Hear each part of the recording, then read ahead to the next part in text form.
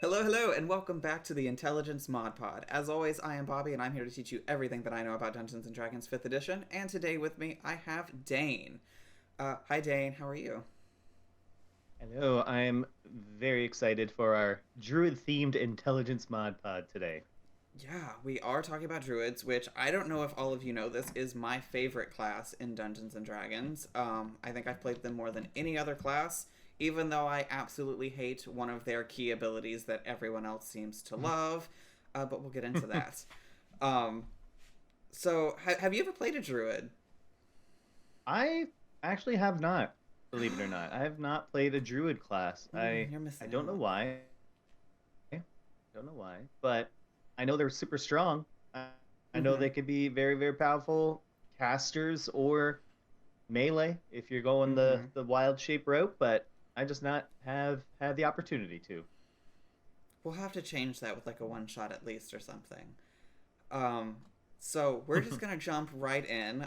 If you haven't watched our videos before, the way that we're gonna be doing things is we're gonna start off by talking about what both the 2014 and the 2024 have in common, what they both share, and then we're gonna break them down separately.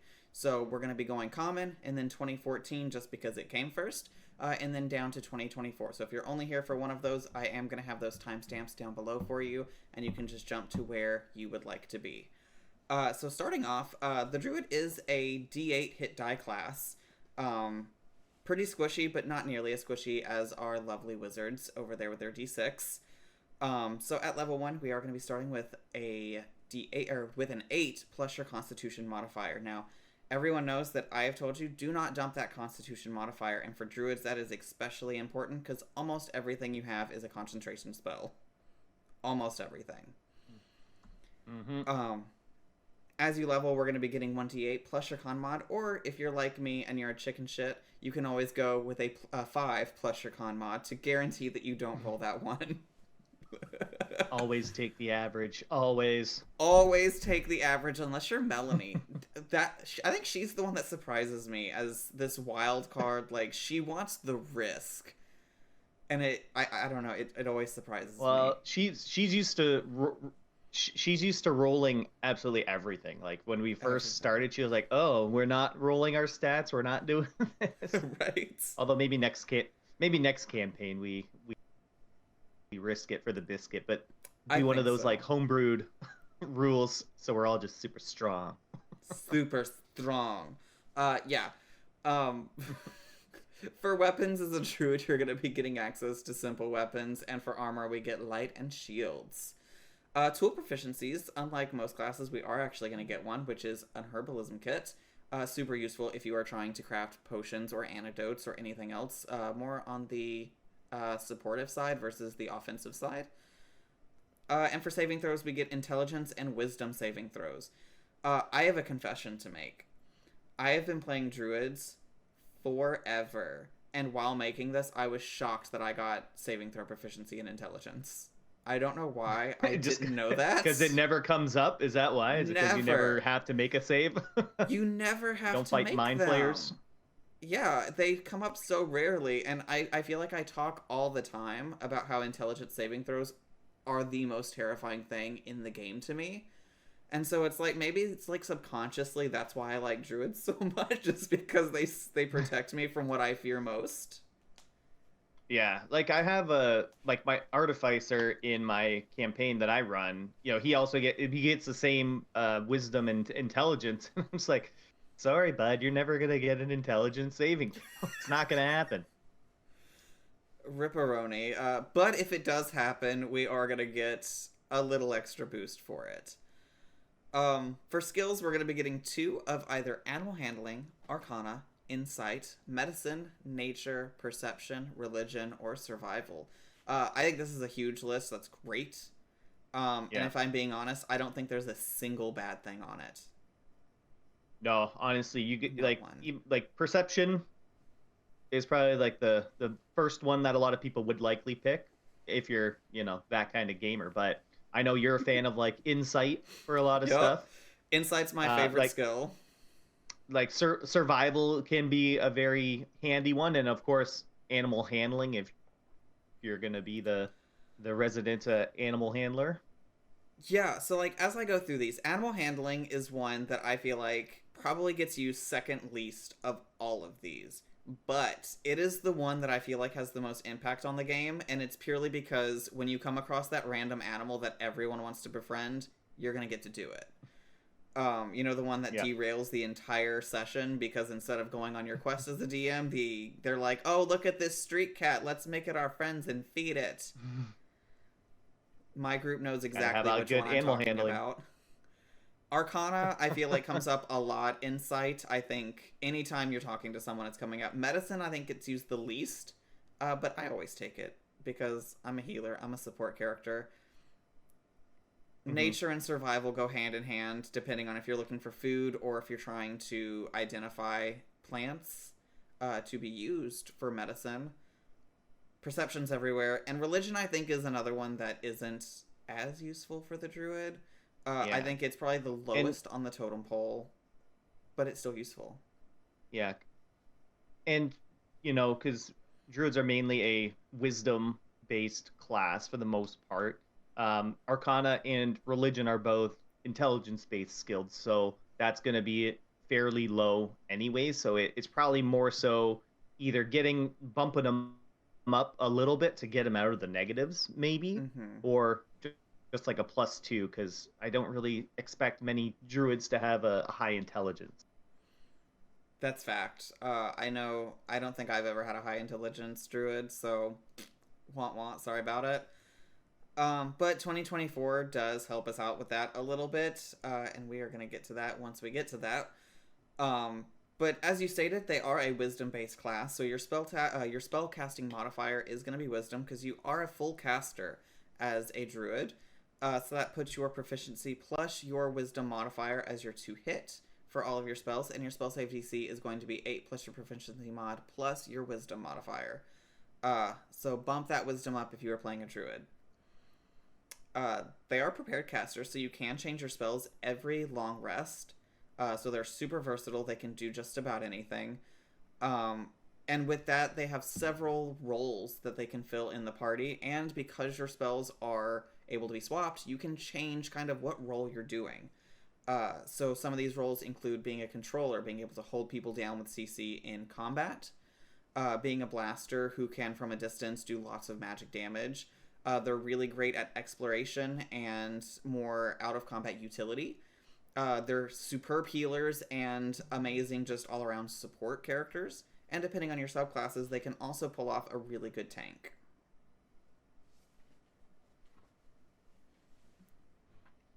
Um, And so when you make your character, you get to start with the following equipment.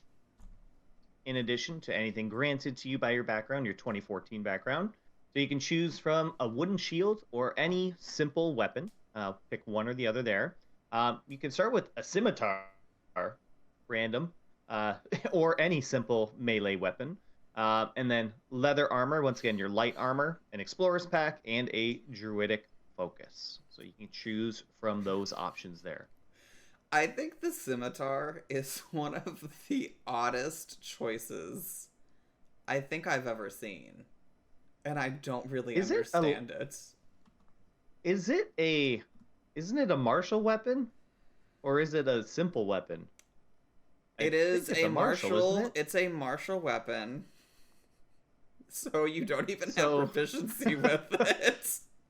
yeah, all right, fair enough. I guess it's like it depends on the the race you choose, I guess. Or Yeah, I mean, I in think if 2014. I feel like elven weapon training, Mhm. I think you can use the scimitar.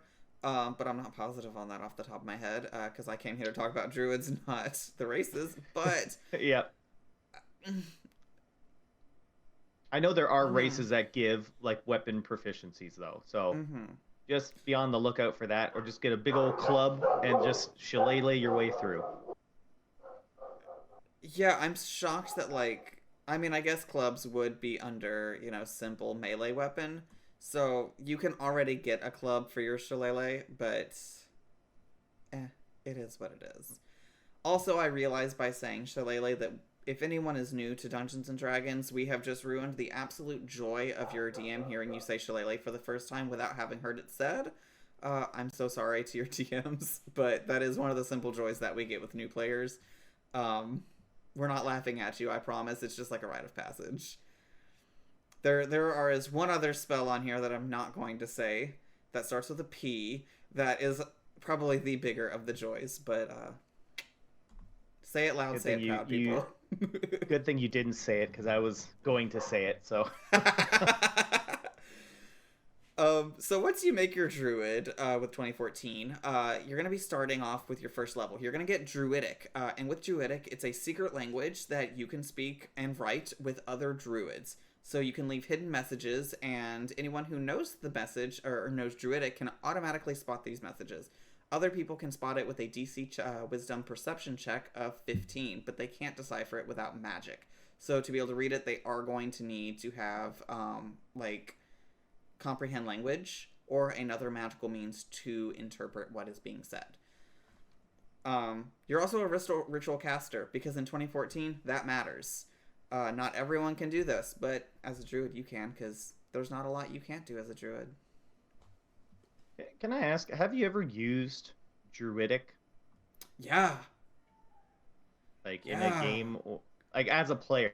Yeah. Or, like, is that something that you and the DM set up kind of, like, beforehand? No, I've totally used this. In fact, I think with Marway, I've almost used this. I think I have used this with Marway. Hold on. I'm trying to think. I feel... If I haven't used it, I've thought about using it. Because I know right now in our campaign, as of when this is being recorded, we are in a Druid, like, kingdom? I don't want to call it town? Keep? I don't know. A Druid settlement. And so it's definitely come up where I've thought about using it to speak to them. I wrote with it when we were in jail. And they needed me to sign, and I signed no thank you in Druidic instead of my name. Okay, all right, there you go. All right. You've so proven me wrong. Not its proper usage of communicating, but its off usage of deception. Forgery.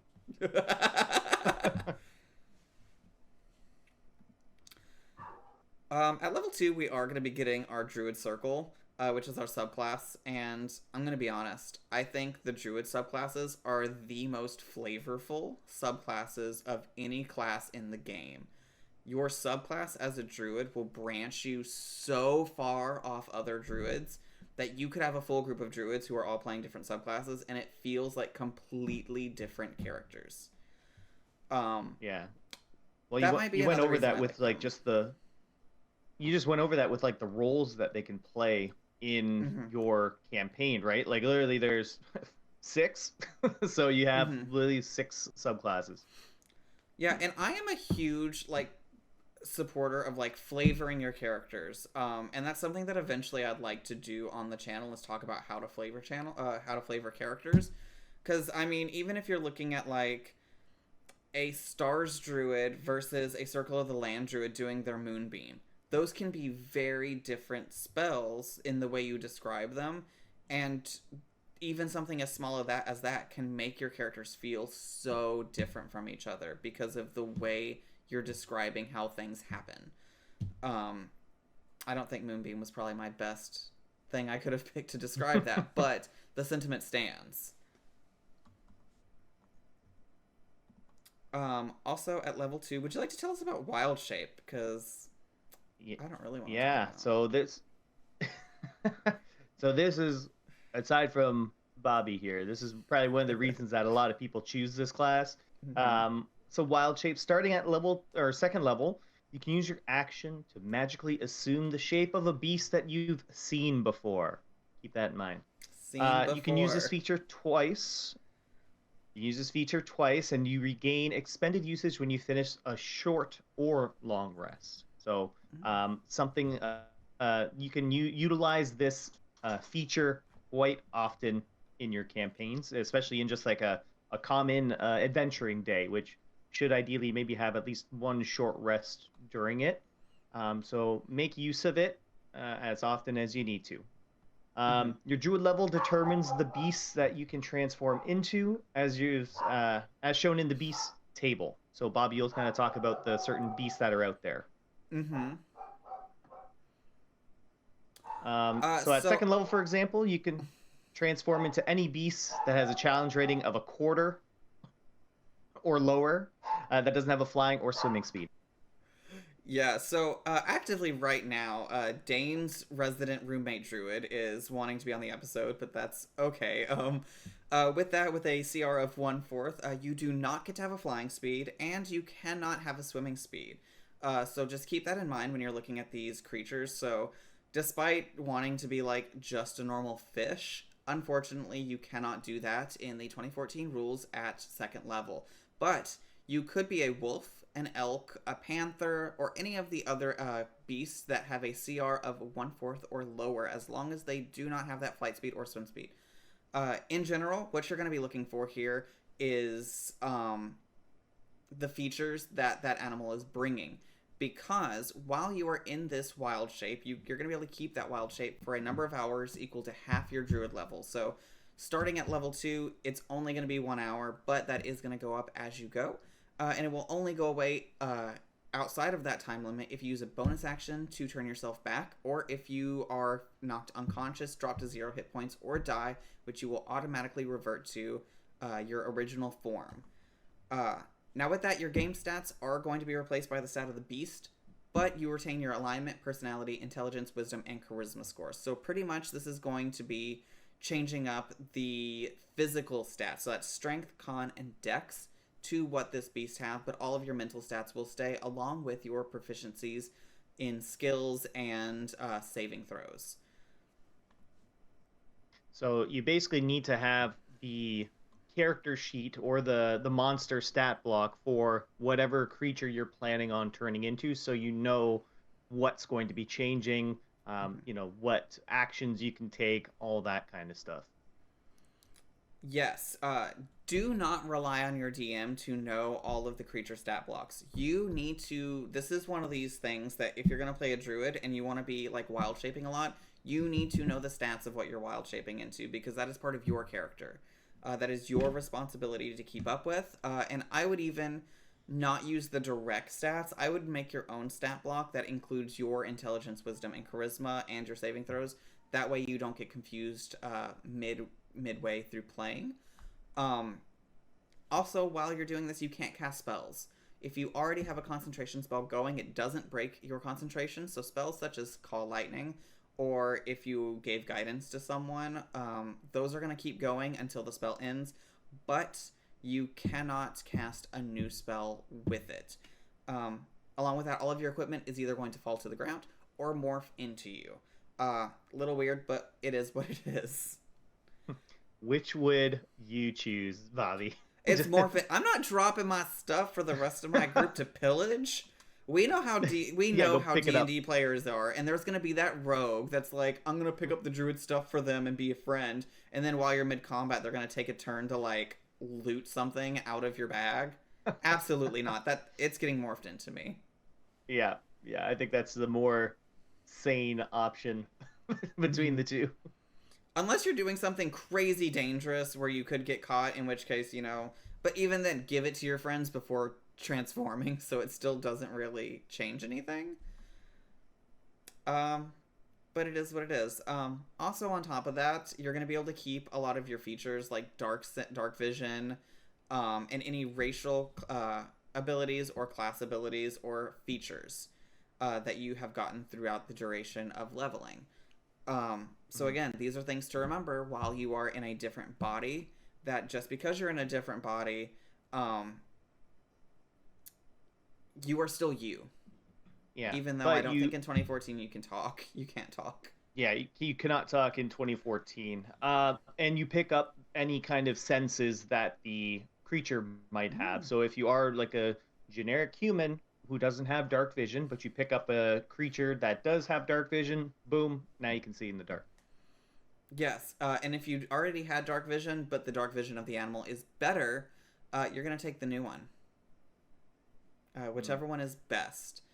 that is what you're going to be doing. And that's going to be this case for pretty much all of your skills and proficiencies. If the beast proficiency is better than yours, that's the one you're going to use. If a skill is better, so if you're doing a perception check with like smell and you're a wolf, and the wolf has a better perception score than you do, you can use that wolf's perception score. All right, and then in addition to being able to wild shape, you do have the ability to summon a wild companion. So you gain the ability to summon a spirit that assumes an animal form, and as an action, you can expend a use of your wild shape feature to cast the Find Familiar spell without material components, which is quite nice. When cast this way, the familiar is a fae instead of a beast, and the familiar disappears after a number of hours equal to half your druid level.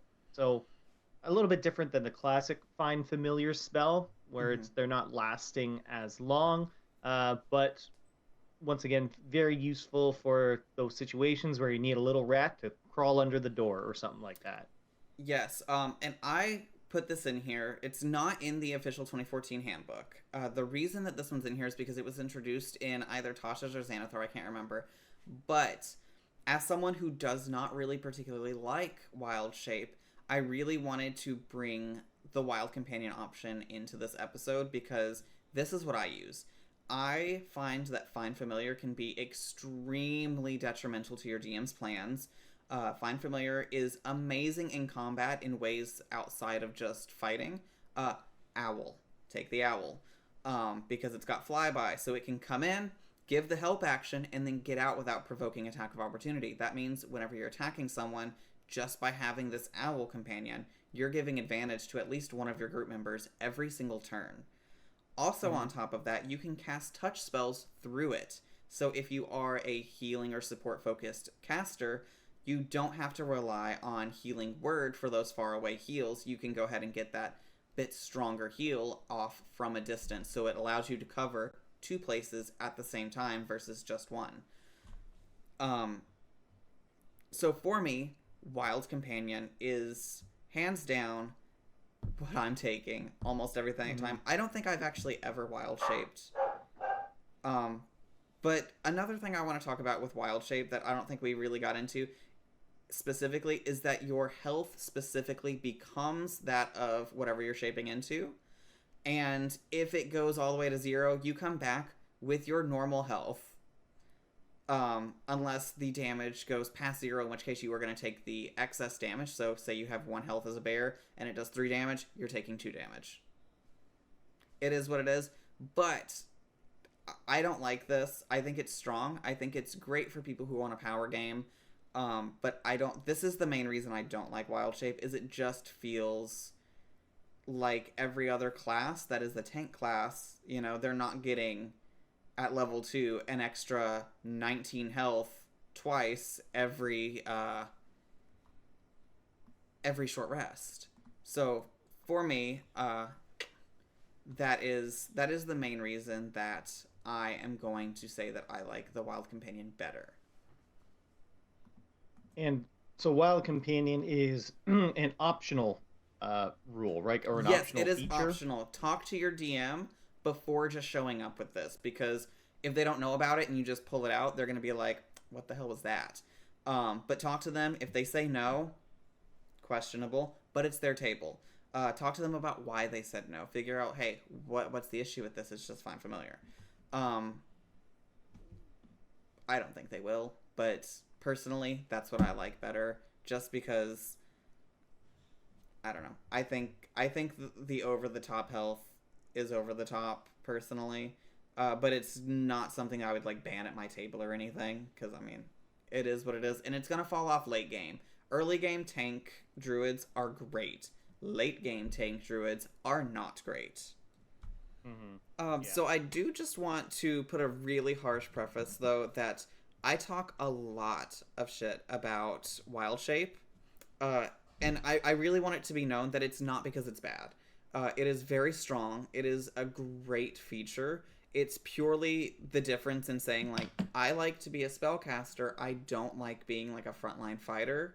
So for me, That's what wild shape is. You know, it's turning you into a frontline fighter. So as much shit as I talk about it, people, it's great. It's good. Everything about it is strong. So I don't want you to be deterred from playing it just because I hate it. It quite literally is purely because I'm not a frontliner ever. But then we get to 3rd level where we get nothing. There are no features here for you. But that's okay, because at level 4, Dane's got some really cool stuff for us. Well, 4th level, you get to choose your ASI or feat. So, once again, with the variety of roles you can play as a druid, honestly, you got a lot of choices for features that you can go with. You know, boosting up your maximum hit points with like the tough feat or something like that. You know, a lot of things can be done to make your frontline fighter, your, you know, wild shaping druid a lot stronger. And of course, the things like adding in extra spells or whatnot with all the additional feats that are out there. But you also gain, so it increases your maximum creature rating at this level up to 1/2. And that also adds the addition of being able to choose from animals that contain a swim speed as well as a land speed. So some examples of a half CR creature are things like a crocodile, an ape, a black bear, or a reef shark. So you got your pick of options. You know, of course, sometimes I find there's not too many campaigns that will mainly feature like options for like water, underwater kind of things like that. But well, once again, if you're playing a nautical based kind of campaign, you know, it's never a bad idea to have a little reef shark swimming alongside the boat for protection. Yeah. And again, one thing that's absolutely great about 2014 is there's no limit to the amount of animals that you can have in your back pocket as long as you have seen them. 2024 changes that for sure. But something I really like, they sell these little cards that it's like the monster cards, and you can get like the low CR ones, and those are great if you are doing like an in-person game, to just have them ready to go for the animals that you have. I know I talked about like making your own, but in these circumstances, sometimes it's great to just have like an actual card that you can pick up and boom, there it is. Huge fan of physical, like spell cards, monster cards, anything you can do to help you feel more comfortable and be more efficient. Because there's nothing worse than panicking about, oh gosh, what animal should I turn into? And then you're trying to like go through a bunch of pages and your team is waiting on you, and then you feel self-conscious because you have 37 different animals you could choose from versus, you know, just having like, here is my page. Like in my binders, I wish I had my original Druid binder here. But it's like I had, despite not wild shaping, I did keep one just in case. I would have like a binder set with one page that was like, here are my tank options. Here are my exploration options. Here are my water-based fighting options. And that way you can keep a nice organization and be able to get to what you need very easily. Because I think something that's very daunting for 2014 is wild shape because it has so many options. And it's up to the player to keep up with it.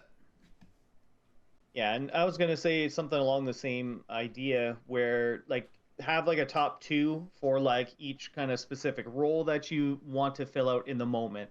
The stealthier option, you know, maybe it's a spider or a rat. You know, if it's your combat options, it's a bear or a wolf, or, you know, things like that. So having multiple pages of those, it's being prepared, right? You know, like you said before, Bobby, don't let everything rest on the DM. They have a lot to manage already. So do a little bit of homework for your character. Yeah, I feel like it's very important going into a lot of these. This is your character. You should know it better than anyone else, and you should have all your stuff wrapped up. That's part of why I wanted to do this series, is to kind of help people prepare for the fact that there's a lot that you have to know, but it doesn't have to be this crazy, daunting thing if you know the resources that can help you. So again, I think those little beast cards are like, what, $14 for a massive pack of them. It is worth it. I love mine. I have the spell ones also for each class. I think those for a new player are an absolute must. And they make them for each class, so you can just order just Druid cards, and then all of your Druid spells, they have it nicely labeled with everything you have, so you don't have to flip through a bunch of spells. If you're using D&D Beyond, great asset, even if you're at an in-person table, because again, you can pull everything up right there. We're not sponsored by D&D Beyond, but if they would love to sponsor us, we would love that, because I cannot talk about how much of a game changer they are for new players. If you are new, go to D&D Beyond. It will help you so much. At first, it's very limited, but if you have a DM that has it, they can share all of their books with you, and then you have everything right there. Make it easy on yourself. It does not have to be difficult, I think, is my number one takeaway for starting in D&D. But at 5th level, we are going to be gaining 3rd level spell slots, and your proficiency bonus is going up. So with that proficiency bonus, those scary intelligence saves that we are proficient in are going to go up by 1. Hallelujah, because odds are we dumped intelligence. But aside from that, that's really all we're going to be getting until 8th level, where we will once again get an ASI, and for anyone who's new, that does stand for Ability Score Increase. So you can increase your ability scores by either 1 to 2 different scores, so you could add 1 to your Wisdom, 1 to your Intelligence, or another one, Constitution is where I would go. Or you can put 2 points on 1. So if you're like at that 18 for your Wisdom and you want to get to that 20, throw it in there. Or you can take a feature. Feats are amazing. I will be honest with you. I will do a feat more than I will do ASIs on Druids. Personally, because I play a support-oriented character where modifiers aren't really needed as much. I don't need people to fail saves as much, and I don't need to hit as much. And, 1 extra point of healing versus having the Bless spell, I'm going to take the Bless spell over 1 point of healing. But all that is something that as you play, you're going to kind of feel what feels right for you. Yeah, and that's even especially the case in 2024, where basically every single feat comes with 1 point for your statistics as well. So, so at 8th level, we get that choice of the ASI or a feature, and our beast shape goes up another half CR. So we're at our maximum. So this is kind of the top end for your basic druid, everyone outside of the moon druid subclass. Max CR1. So that includes things like giant eagle, which are we able to fly at this level? Yes. Yeah, this is where we get flights. Yeah, so we can now fly. So we can be something like a giant eagle, a brown bear, which is bigger than a black bear. So that's why it's a higher CR. They have almost 20 more health. Woo! Yeah. And then you have the dire wolf, and then of course, you cannot forget about the giant roctopus. I will admit to you right now, I don't think I've ever seen a giant roctopus. I don't know if there would be a situation where you would be able to use this because you have to have seen it before, but this is one of those creatures that I would beg my DM to put in my backstory just for later levels so I could be a giant roctopus. I do not think any of your DMs are going to have an issue with it because it's not going to be super useful unless you're in the water. But who doesn't want it? Exactly. Yeah. I already have the story planned out for it. You're a young druid and your family's sailing on the waters going for food. And then mistakenly you thought it was a kraken because you're a small child, but it turns out it was just a giant roctopus. Oh my gosh. And then you technically have seen it. Yes. And then you've seen it, so you can become it. I'm here for this. I'm such a fan of janky character choices. I think there's so much, like, unless you're in a super hardcore, very like focused group, I think if you whip out creatures like this, your group is gonna have a lot more fun. Because I find that silly D&D games generally are a lot more fun than super serious ones. When it's okay to be silly. That's not saying that it always has to be silly. There is a time and a place to be serious, but who's not going to crack up the first time you whip out the giant rocktopus? Exactly. So a great choice. A great choice to add in there. The only choice. At 9th level, we go up to proficiency 4. Once again, boosting everything that we are proficient in. And we get access to our 5th level spells. Now, probably through the next few levels, it'll be things like subclass features that you would be able to get with whatever subclass you end up choosing.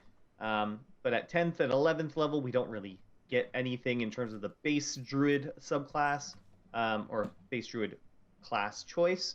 12th level, we get our ASI or that feature choice. Probably around this point, you're thinking of maxing out your wisdom or whatever or another feature, possibly, whatever the case may be. So really, there's not too much left in terms of the base Druid class for 2014. At 13th level, we up that proficiency to a +5. And then again at level, 17. ASI or feature. Yep. And 16 ASI or feature, and then 17 proficiency goes up to +6. And at 18th level, Bobby, tell them what they get. At 18th level, you are getting probably the greatest ability when it comes to mechanics, which is Timeless Body. For this, you age slower. So for every 10 years that passes, your body only ages 1. I'm going to be honest. It's okay. I don't really understand why. I mean, okay. But if you're like an elf that already lives 700 years, now you're living, what, like 7,000 years? Yes, you are an I'm here for it. Druid. It's going to be fun. I mean, #Keyleth. But, yeah. But also, you can cast many of your Druid spells while you're in Wild Shape now. You can perform the somatic and the verbal components of the Druid spell while in Beast Shape. But you cannot do them if they require a material component that gets consumed. So, like Revivify, you're going to have to become a person again. But a lot of your other spells, you can now cast in Wild Shape, which I think is the only time I would start Wild Shaping is at 18th level. Because, I mean, become a bird, fly up in the air so they can't reach you, and then just start raining magic down upon them. That'd be pretty cool when you're at 18th level, which how often are you ever going to play that? Never. But when you do, that means that you're going to be getting, what is that? 9 hours of Wild Shape? So pretty much the whole adventure, you can be an animal. Yeah. And I'm here for it. But you can't talk. No, you cannot talk. At 19th level, we're getting our final ability score increase or feature, followed by the capstone ability at level 20, which is Arc Druid. At this, you can use your Wild Shape an unlimited number of times. But again, how often are you getting level 20? But if you do, again, you are permanent. That okay. At first, for a second, I was thinking that felt a little busted because you just have infinite health. But I feel like at 20th level, things are doing far more than the 50 health that most Wild Shapes have per turn. Yeah. So odds are you're just taking, you're like a barbarian. You're taking half damage, and it's costing you an action, unless you're a Moon Druid, to get back into Wild Shape. Additionally, you can ignore the verbal and somatic components of your Druid spells, as well as any material components that lack a cost that aren't consumed. And you gain that benefit in normal and Beast Shape from Wild Shape. So that means you no longer have to do verbal or somatic components, period. No matter what. So if you're, tied up in a rope, mouth taped over, you can still cast, unlike literally everyone else. Yeah. And keep in mind, you're going to be, this tied up situation is likely going to be in the deepest part of the hells or the abyss, because you're level 20 and you're dealing with gods and gigantic and you're going to be there for creatures 6,000 years. Yes, you've been prisoner for 6,000 of your 7,000 year lifespan. Overall, So, I think our Druid yeah. is a great capstone. I don't think it's bad. I think it's really good. I think it's one of the better capstone abilities in 2014 5th edition. Um, I think, honestly, the Unlimited Wild Shape could have been its only feature of the capstone, or the Ignoring Verbal and Somatic could have been the only feature, and it still would have been one of the better ones. I think those are both really good capstones. So that kind of summarizes our 2014 Druid. So we're going to move into 2024. Yeah, we are.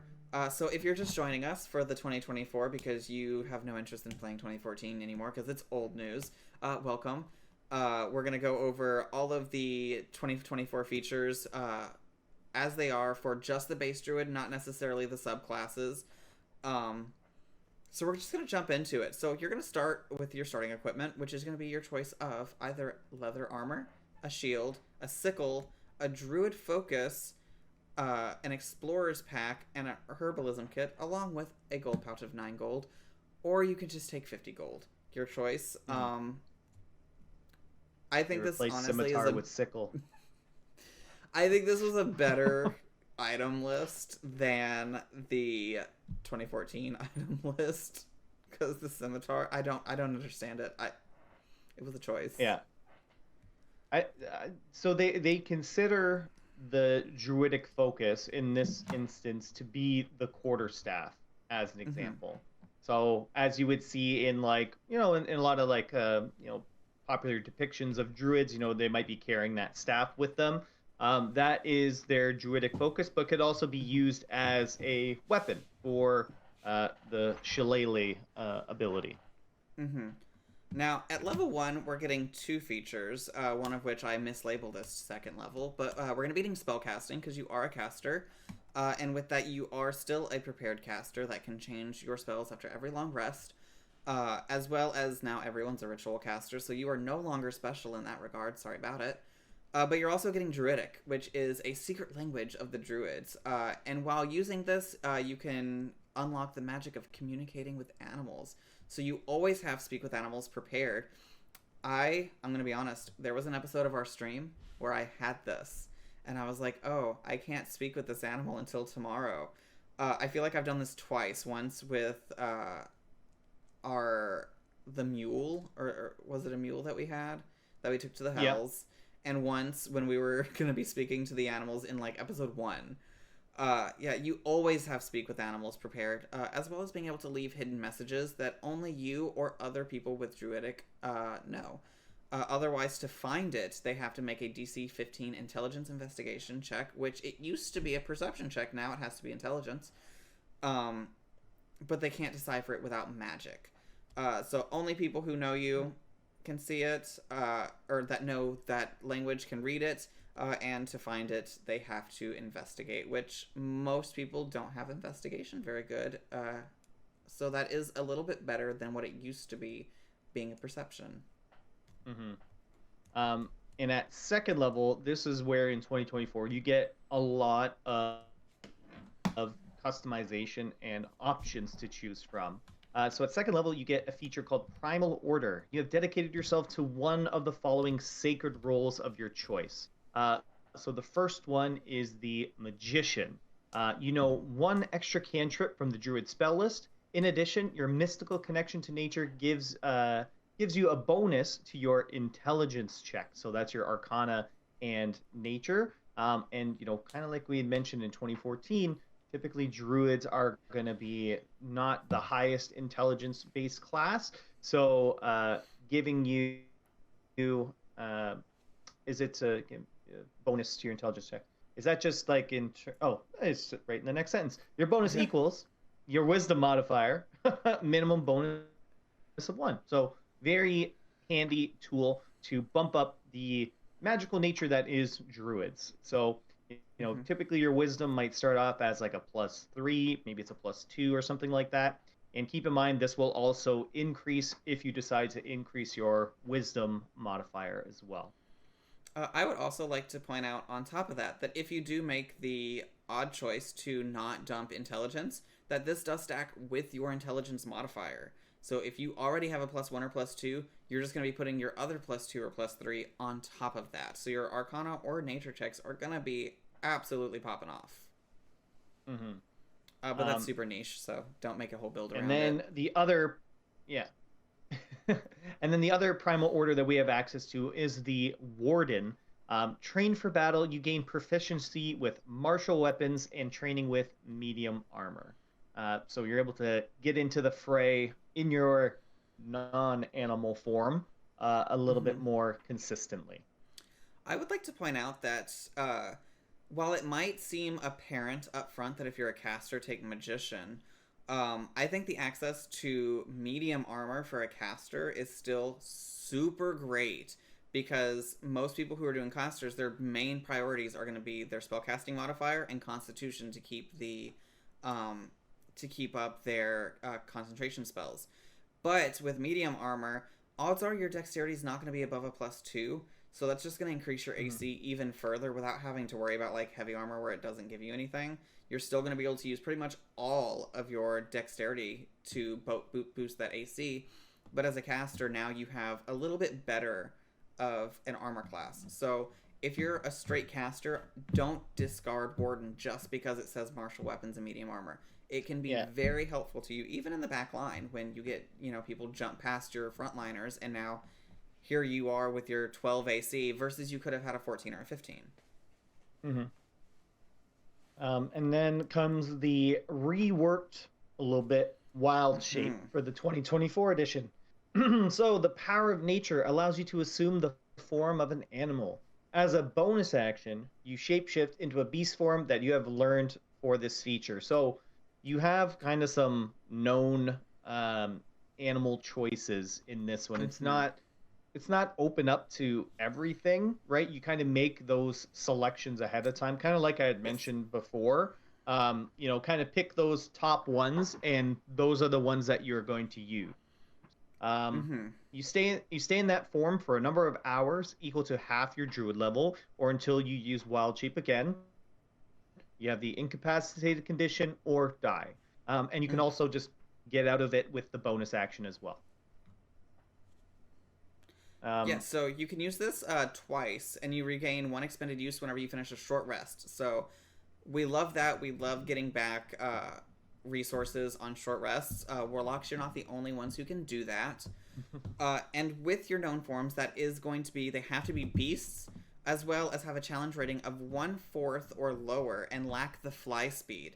Now, I want to point out that something that is a bit different is you can't have a swim speed right off the bat as a 2024 Druid. When you reach certain Druid levels, you are going to be getting more, and the challenge rating is going to be going up, and eventually you will get that flight speed. So right off the bat, we get 4 forms that we know. It's not a whole lot, but it's enough to get you through what you should. That's going to give you, your tank, your DPS. That's going to give you an exploration and maybe a swimming if you need it. So it's going to cover all your bases and not overload new players. Do I love that they limited it? No. But am I okay with it? Yes. You are still going to retain your personality, memories, and your ability to speak. You can still talk in 2024.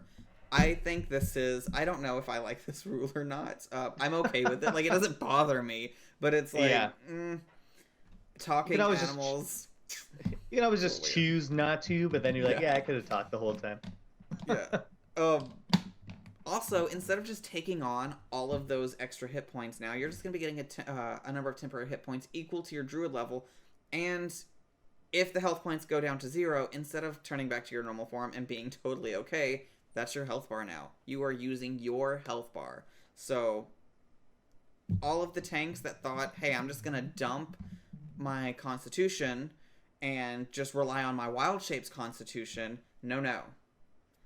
You are going to need that con for that health. Because, you still are going to be getting the bonus Constitution for saving throws and the bonus strength for damage, but the health pool is still going to be staying the same.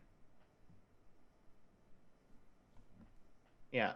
So, like Bobby was saying, you get those temporary hit points, but your game statistics are replaced by the beast stat block, but you retain your creature type you retain your hit points, your hit point dice, your intelligence, wisdom, and charisma scores, any class features, languages, and feats. So you get pretty much everything. You kind of keep your basic character sheet is more or less the same outside of like your strength, constitution, and your dexterity, and then any features that the wild shape form has.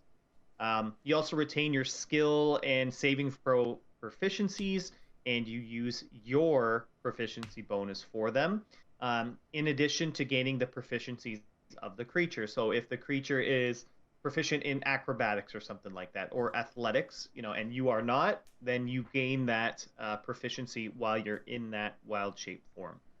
And then if a skill or a saving throw modifier in the beast stat block is higher than yours, use that one in the stat block. So once again, could be maybe it's strength, that maybe you don't have the biggest strength stat block, but you change into a bear. Now you have the bear's strength for your stat block there.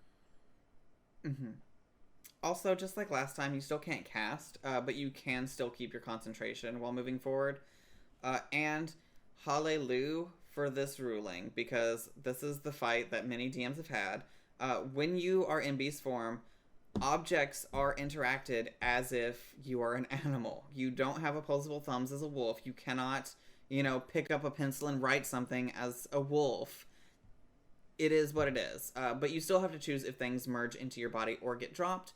I still don't see a purpose for them to just straight up drop unless, you're the one with the bag of holding. In which case, I can kind of understand leaving that for your group.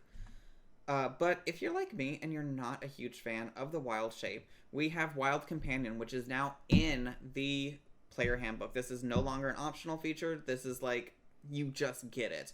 Where you can summon a nature spirit using a magic action to cast Find Familiar without the material components. And when you do it this way, it is a fey, and it will disappear when you finish a long rest. So it no longer has the same wild shape, dependency. It's just a magic action, and it casts a spell slot instead of using your wild shape. And it does last until you finish the long rest. So it's a lot more like Find Familiar, whereas, if you're using normal Find Familiar, it stays forever until it dies. But this one, you have until the long rest. I love this option. So I think it's huge bonus.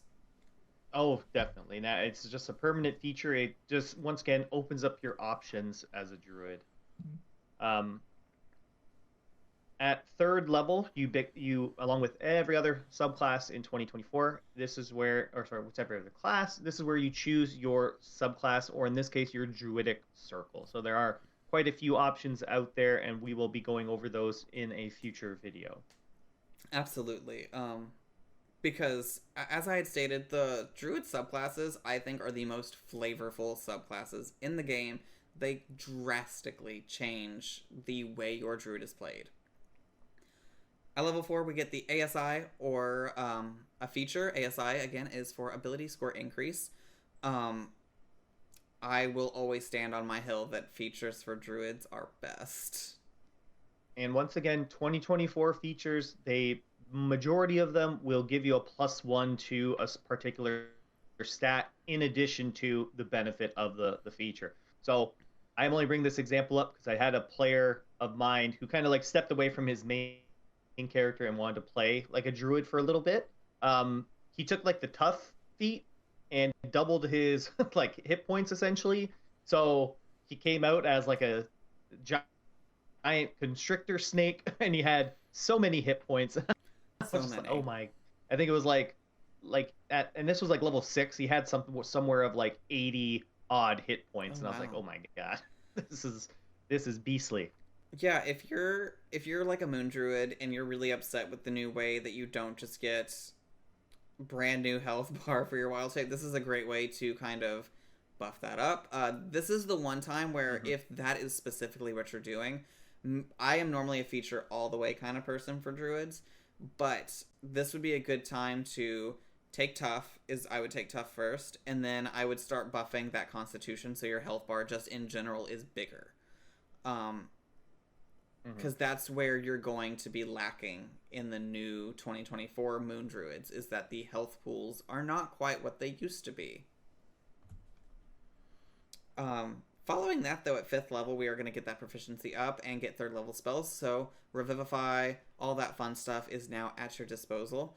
And we're going to get Wild Resurgence. So once at the end of each of your turns, if you don't have a wild shape left, you can give yourself one by expending a spell slot. So Moon Druids, you're just grabbing those wild shapes back at any time. In addition, you can expend one of your wild shapes. Oh, yeah. In addition, while expending one of your wild shapes to get yourself a spell slot. But you can't do that until a long rest. So you can use the wild shape. It would appear an infinite number of times, but you can use getting a spell slot back only once. I don't know if maybe there would have been like a are you familiar with like the Coffee Lock 2024 or 2014 build? I wonder if they worded this so specifically to like avoid like some kind of way to abuse wild shapes and spell slots. Well, you're at level 5, right? Mm-hmm. So this is more, and it's only level 1 spell slots that you have access to. Mm-hmm. So not necessarily the strongest abilities out there. Like the only like really strong level 1 in terms of like attacking kind of spell, maybe Guiding Bolt possibly. I don't like think as a range attack. List, though, is it? Is it? It's not. Okay, maybe it's not. But it's only level 1 spells, so it's not anything particularly strong. But the good thing about level 1 spells is they typically have a lot of like ritual spells at level 1, which once again you don't need a spell slot to cast those. So what's really the main option for these ones? I'd have to look into the Druid spell list. I'm not like super familiar off the top, but great to get your wild shapes back, because at level 5 you're going to have probably 4 level 1 spell slots at this point. So very easy to just have an almost infinite supply of wild shape. Not to mention you get a wild shape back at a short rest anyways. But if it happens to be in the heat of battle, you can do it without any action required, which is what is really beneficial for your action economy. So if you're out, just kind of like how Action Surge works, I just do it, and I get a wild shape back, and there you go. I'm back into my bear form. So one thing, though, I can think of one use for it, and this, again, I feel like everything wild shape just comes back to Moon Druids, but Moon Druids can now cast certain spells while in wild shape. One of them being like Cure Wounds to keep themselves healthy. And I could see, like, if you're mid-battle and you really just need that health, and you have 2 wild shapes just sitting there, why not pop one over, turn it into a Cure Wounds, and there you go. You just got 2d8 plus your Wisdom modifier back. Yeah, that's a good use. That's a good use for sure.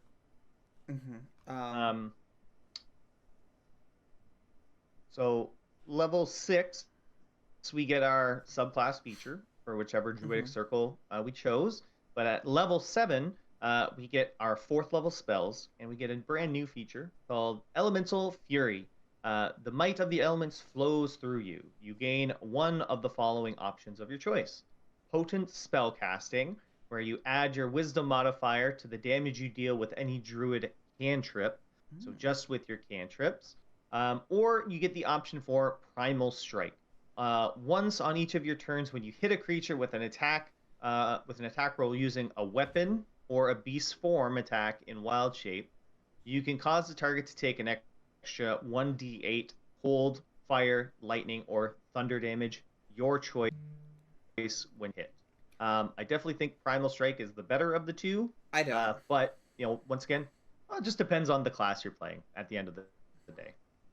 I think Primal Strike is good if you're wild shape, but everyone else, potent spellcasting is going to be better, because no one except for people with features like this get to add their modifiers to cantrips. So if you're already sitting there with a +4, you're guaranteed that your cantrips are going to do at least 5 damage. And I think that's, to me, far more worth it than 1d8. Yeah, well, you know what? Statistically, you get more damage out of the having your wisdom modifier as a flat damage add versus Yeah. rolling for it. But I will say, I think the fact that you can change the elemental type, I think, like, on hit, like, this isn't like you choose it and then you can choose it on a short rest or something. Like, you can pick it as you're hitting. I think the versatility of being able to exploit vulnerabilities, I think makes up for it. Again, I think they're both great. I think a Moon Druid or anyone using Wild Shape is going to have a great time with Primal Strike. As long as you're hitting them. Let's see, we're past level 5 by this point. Are you're Moon level Druids 7 getting multi-attack? Yeah. Oh yeah. So yeah, Definitely. they're getting 2d8, or does it doesn't say once per turn. It says when you... Oh, it says once per turn. Just kidding.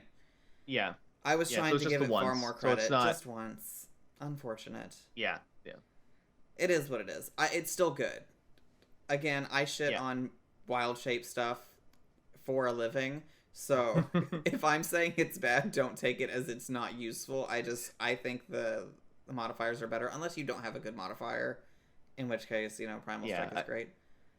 It really just depends on your odds of hitting at the end of the day, because one's a melee and you get 2 attacks with it, so you have 2 chances to hit, versus your cantrip spell attack roll, which is just once, and if you miss, you miss.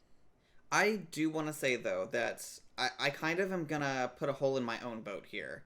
Because if I was playing as a druid, and my main mode of attack was Shillelagh, because there are those melee druids that just want to be like a melee fighter, not really Wild Shape, just like hitting like a warrior, like a nature warrior. I would take Primal Strike over Potent Spellcasting, because Shillelagh would benefit from both of these, but I would rather have the versatility of the elemental damage. So as much as I say that the Potent Spellcasting is better, I would pick Primal Strike if I was in the situation to use Primal Strike. Yeah. Is Shillelagh's magic damage, right? It's just like magic? Yeah, it's a have cantrip. Like a certain... Yeah, I would just say it doesn't have like any kind of element to it. It's just magic damage, I think. I don't know if it adds like double adds. I don't think anything allows you to like double add your, wisdom modifier, because Shillelagh does that already. Does it? Oh, I guess it does. I thought Shillelagh adds your wisdom. I thought it added yeah. Unfortunate. So it's like a D8 plus Druids. 3 or 4 already, but I don't think you can add the potent spellcasting on top of that. I don't think. That's true. Hold on. I'm pulling it up so I can read it, just so I'm not... Yeah.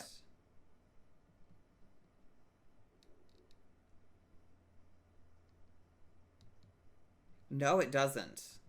It does not add wisdom modifier. I don't know if maybe that was an old one. What it does is, for the duration of the use, the spellcasting ability instead of strength, so you can use your modifier for that, and damage rolls. So it's counting it just as a damage attack. It's not like adding a flat modifier.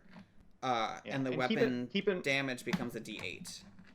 Yeah, because Druids don't get extra attack feature. It's through their Wild Shape form that they get an extra attack. So like if you just have Shillelagh, right, which is bonus action, magic club here, and then action to attack, you add Primal Strike onto it to make it like a 2d8 plus your wisdom modifier. You'll get 2d8 dice to hit with, basically. Yeah. The Primal Strike and your regular damage. It becomes, by this point, our Shillelagh is a d10, so you get a d10 and a d8. Ooh, okay. There you go. This is one that I feel like would be very much up to DM discretion, because it does say that you can use ability modifier for the damage, adding the potent spellcasting, but I feel like if you are a strength-based, well then, no. Once again, there's no reason to use potent spellcasting with Shillelagh. No reason. Yeah, exactly. Like it's just you're gonna get more out of Primal Strike, I feel like, if you're the melee attacker. And like I said, I don't know too many Druid attacking cantrips, to be fair. So, Starry Wisp. I don't know. That one is probably it. Yeah. But we've dwelled on this for far too long. Well, we've got like Create Bonfire, which I've used a lot. Can you imagine if my Create Bonfire was popping off 4 extra damage every turn? There's actually quite a bit of them as I'm looking at it. There's a lot of them. Yeah, if it says any Druid cantrip, it's not like a specific attack roll cantrip, right? Mm-hmm. That's because if it's a saving throw cantrip, you know, that's different as well. Yeah, but it's just to the damage. So even saving throw ones, it's going to be doing that extra damage too. Yeah. So make it work for your character. Very situational. They're both great. I like them both. I've talked way too much shit, and then we rationalized it, and I realized Primal Strike is actually really cool. I like it quite a bit. 8th level, we're getting another ASI, ability score increase, or a feat. And we're going to be pretty much continuing. If you check out the table on the Druid page of the Player's Handbook, we're going to be following that pretty much to a T here. ASI at 8th, Proficiency at 9th, Subclass Feature at 10th, ASI again at 12th, Proficiency at 15th, or at 13th, ASI at 14th in a subclass, and then at 15, we're finally getting another feature. So we just went... 8 levels? 8 levels without like a base class feature. We're getting a lot of subclass ones, but no base class. So we're getting improved Elemental Fury. So all that stuff, we're going to be improving it. So our potent spellcasting, what we're going to get is increasing the range by 10 feet or greater. When you cast a spell of 10 feet or greater, it increases to 300 feet. Yay. I like this a lot, but only for janky situations. You know, I love seeing the Warlock build where, you know, you have the, 2,000 foot Eldritch Blast, and you just become like a sniper. That gives me very much just like nature sniper vibes. Can you imagine Magic Stone and just like trying to impress someone and throwing your Magic Stone 300 feet? Hey, watch this. Gone. And Primal Strike is going to increase to 2d8. Yeah. So again, because I like picking on it, by level 15, our Shillelagh now is a d12 plus 2d8. Excellent. I love it. Yeah. I'm here for it. That one hit. All right, so now at 16th and 17th level, all we're getting is the ASI and proficiency that every other class, except for Fighter, who gets extra, is going to be getting, which will bring us to 18. Yeah, so at level 18, we get access to the feature Beast Spells. While using Wild Shape, you can cast spells in Beast form, except for any spells that have a material component with a cost specified or that consumes its material component.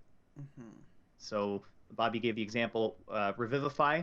So you cannot use Revivify in your Beast form because the diamonds are utilized during its casting. But anything else with a verbal somatic component, you can cast in your Beast form. 19, we get our final ASI as well as our Epic Boon. And at level 20, we get the new, and I'm not quite sure if it's the improved, Arc Druid. So with this, we're going to be getting Evergreen Wild Shape. Whenever you roll initiative, you have no uses of Wild Shape left, you regain 1 expended use of it. So at the start of every fight, you are going to have at least 1 use of Wild Shape. Nature Magician. You may convert uses of Wild Shape into spell slots. No action required. Choose a number of unexpended uses of Wild Shape and convert them into a single spell slot, with each use contributing 2 spell levels. So, for example, if you're using 2 Wild Shapes, that gets you a level 4 spell slot. You can only use this once per long rest, so use it sparingly. And then we get Longevity. The primal magic that you wield causes you to age more slowly. For every 10 years that passes, your body only ages 1. I think this was a nerf, because we no longer have the no somatic and verbal components in both Beast and out of Beast shape. I mean, we're getting a level 4 spell slot, but I don't know if that's worth it. Okay, hear me out. if we're converting, what is it, level 1 spell slots into wild shapes. Yes. And then turning wild, that's why. There's the answer. Where'd it go? Where was that where you can convert them? Because remember, it had that stipulation of converting them, the wild shapes, into spell slots only once. Because otherwise, you could take all of your level 1 through like 3 spell slots and turn them into almost infinite level 4 spell slots. Oh, not infinite, but you know what I mean? Like you're just getting so many level 4s. Yeah, turn them into wild shapes and then, use the wild shapes too. Because a level 1 spell slot is then becoming a level 2 because a wild shape counts as 2 now. Mm-hmm. That's why they did this. Yeah. It's like they plan for this kind of stuff, Bobby. Right? If we were popular enough to have an editor, I would need my confused face as we're getting this pulled together with, like, the X-Files theme behind me. Yeah. Yeah, and you can only do it once for long rest. So that's why these stipulations are here. Like yes, to prevent it from being broken, which is, you're already at level 20. Things are already broken enough. I'm not gonna lie. I kind of wish they wouldn't have put it on the level 20 part of it. Yeah, it's essentially like a meta magic that the sorcerers get, essentially. Yeah, I wish they would have left it off this one but kept it on the other one, because that way you're not, you're not gaining all these wild magic or wild shapes. You're just getting spell slots. I think that would have been fine balanced because you're level 20, you're practically a demigod at this point. Yeah, and plus, like, short rest, you get back half of your wild shapes as well, right? Mm-hmm. So, which is 1, but that's just. Mm-hmm. Well, it just depends on it's on the table, right? Like the class table, how many wild shapes you get. Like as you get, I think it's gotta be like 5 or 6, something like that. Like wild shapes that you have. I mean, if it's 5, that's only 2. If it's 6, then it's 3. Mm-hmm. I still just don't. I don't know. I don't think it's as good as it used to be. I think not having somatic or verbal components. But it's also iffy on your DM because some DMs don't really monitor components in any way, shape, or form. So, it's 4. It is 4 wild shapes at level 20. 20th? Okay. Yeah. So, only 2. So, can be costly. Yeah, but once again, ain't nobody playing 20th level D&D. And if you're playing 20th very level seldom D&D, people. Don't play a druid because you fall off if you're a wild shape dependent druid, you fall off late game. What's the max CR for that? It's like 3? If we are a moon maybe? druid. Hold on, I didn't have this pulled up because I didn't think we were going to talk about moon druids this much. It's not subclass day. Because, like, for, like, base druids, outside of everyone besides moon druids, max is 2? Okay. There 2, I think. So, the maximum rating for moon druids is your druid level divided by 3 rounded down. God, math. So what is that? 9 divided by 3. 7? 6 or 7? 6 or 7, yeah. I think it's 6. Because rounded down. So 6. So you're still getting, like... Mm-hmm. That's actually quite a bit. That's, like, 6 times stronger than the max CR of a normal druid, because their max is 1. Yeah. Right, exactly. But a CR6 monster, to put that in perspective, what that's supposed to be is something that 4 level 6 characters can take out. So, I mean, at level 20, your wild shape is something that 4 level 6s could fight. So, it's not that impressive.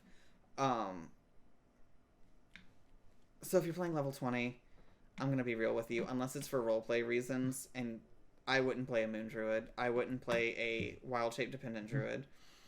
But if you're playing like a caster, I say go for it. I think there's tons here to help you from a caster point of view. I think when Yeah. they were correcting moon druids, I think they severely overcorrected. Yeah. Well, it was basically the strongest thing early game, which is Hmm. probably what hurt it in the long run. Yeah. But that's a discussion for our subclass videos. So, Yeah. Druids But overall, Bobby. for wild shape, before we leave that topic, for wild shape, Okay. instead of being like you get bonus health and then they picked like the smallest amount of health, right? I think that was so stupid because it's like you're getting like 3 bonus health. That's nothing. Yeah. I wish it would have been what the moon druid has, which I think is 3 times your druid level for the base, and then I wish that the moon druid got like 5 times their level, Yeah. because then they're keeping up with like what a ranger companion is getting per level, which is Mm-hmm. 5 additional Yeah. health a level. Right.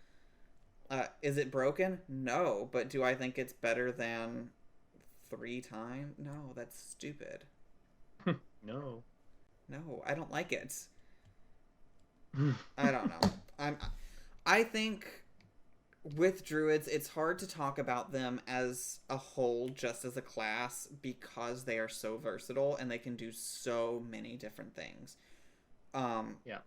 Like from my point of view as a caster druid, I love the 2024 stuff. I adore it. But when I look across the aisle at all of my wild shaped druid friends, I fully understand why they're angry with it. I get it. You know, at first I was like, Mm-hmm. oh, it's more balanced now. Whatever, moon druids. Now I get it. You know, I think they were overtuned. So I think it's the strength of this class is highly dependent on how you're going to play them. Yeah. I agree. If you're playing like a long-term campaign, you do like with high level, I should say, play. You do kind of shoot yourself in the foot for like that strength at the beginning with the Moon Druid, falling off kind of in that when people start picking up extra attack, third level spells, things of that nature. Especially now it's going past like 8, 9 levels. Like you're starting to kind of fall off a little bit compared to I everybody will else. I will say if you're going into a wild shaped druid with the intent of being a DPS, I think it's fine.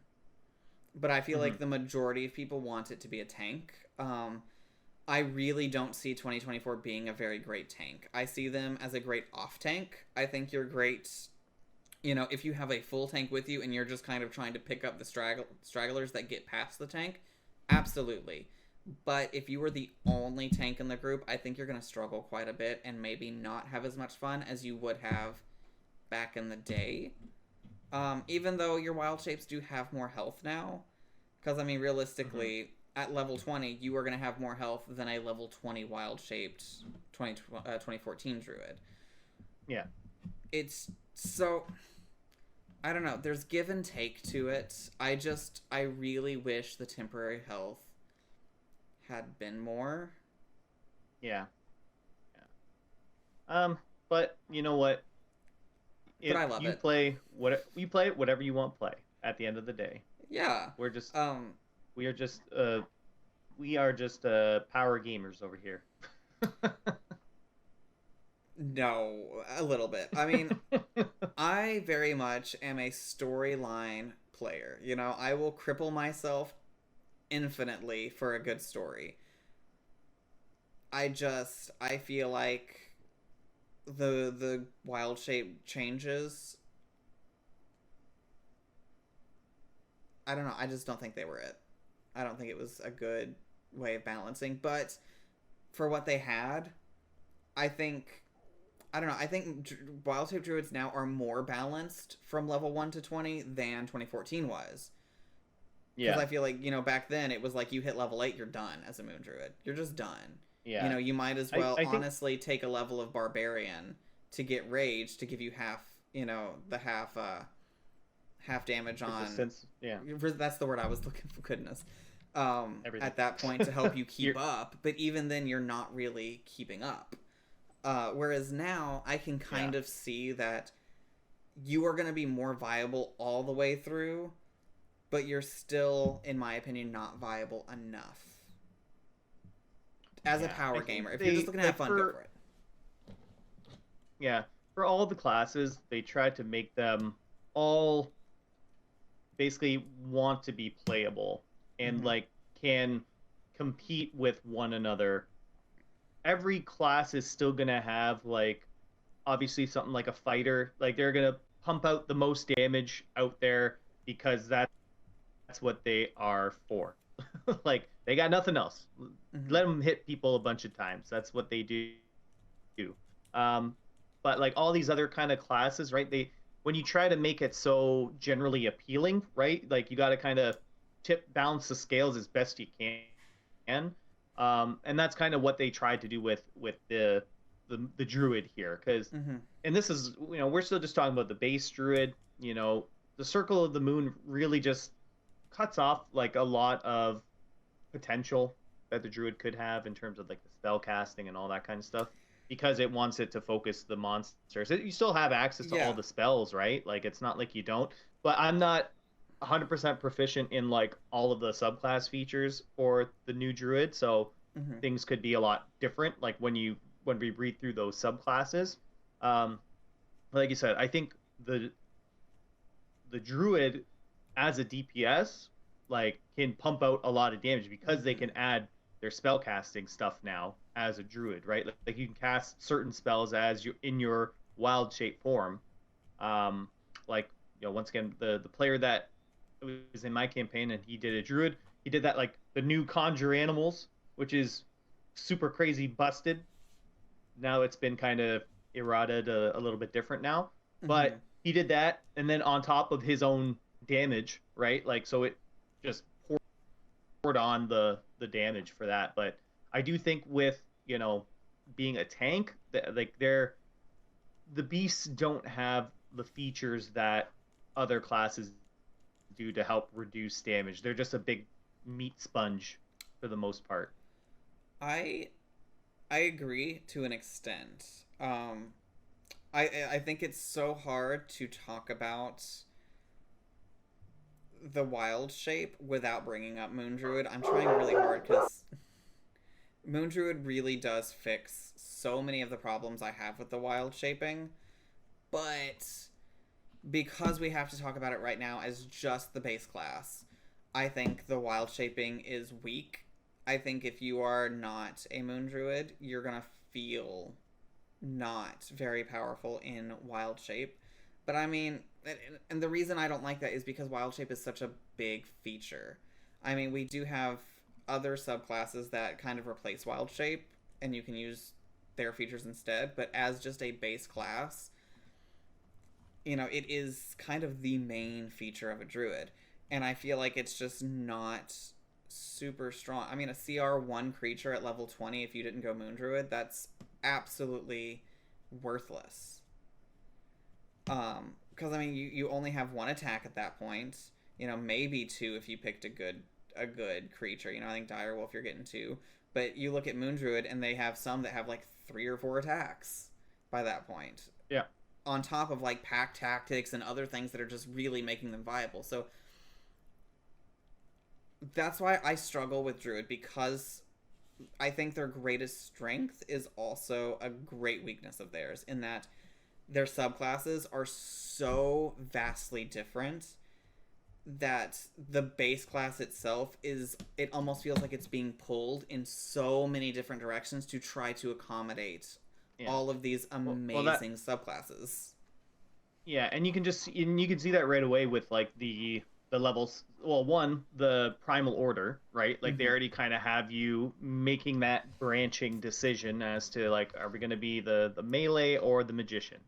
And Mm-hmm. then once again at level 7 with the elemental fury, Mm-hmm. adding it to your cantrip or adding it to melee attacks or beast attacks, right? So they have to have those branching decisions at each of these kind of pivotal moments in the druid base class because of the variety of choices that you have for the druid. Mm-hmm. So, this just kind of goes back to what you said at the beginning with the variety of roles that the druid can play.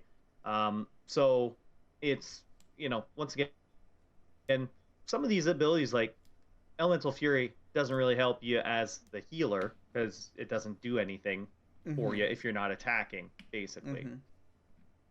So some of these base features do kind of lean more towards improving attack power instead of like subclasses, instead of just like your base magic casting. But once again, I don't know the subclasses off by heart, so there could be those subclass features that just improve your casting substantially. Yeah, so I think, I mean, I've made it clear Druid is my favorite favorite class. But as a base class, it's all right. It's pretty good, but I feel like everyone talks about bards being like the jack of all trade, but I feel like that's only in skills, whereas if you're looking at like roles, Druid is the true jack of all trade, but in my opinion, the master of none. You know, I don't think Druid is the best tank. Druid is not the best healer. Druid is not the best support. It's not the best blaster. It will never be the best at anything, but it is amazing at so many things all at the same time. Yeah. If you're looking for the best at everything, it's probably the cleric still. That's honestly true. I mean, but that one, again, though, I want to point out, I feel like a healer Druid could still tank a little bit, right? A healer Druid could still be a blaster a little bit, whereas cleric, you have to make that choice. Because I don't think a life cleric is going to be able to stand up as a blaster, but a light cleric is going to be lighting some people up. Cleric, like Druid, if you don't want to make a choice, this is where you go. If you want to make a choice, but play the class that can do everything and is the best class, cleric. Because they're ridiculous. They were obviously favored by the gods. You can tell. So I think we're going to wrap up here. So if you stuck with us this long, thank you so much. Come check out me playing as a Druid every Monday night at 8 p.m. Eastern, 7 Central, over on our Twitch channel, which will be linked down below. And you can see how I play as a Druid while honestly playing more like a sorcerer, because flavor is everything, people. So with that, I guess we will say until next time, we hope that all of your intelligence checks are successful. Bye.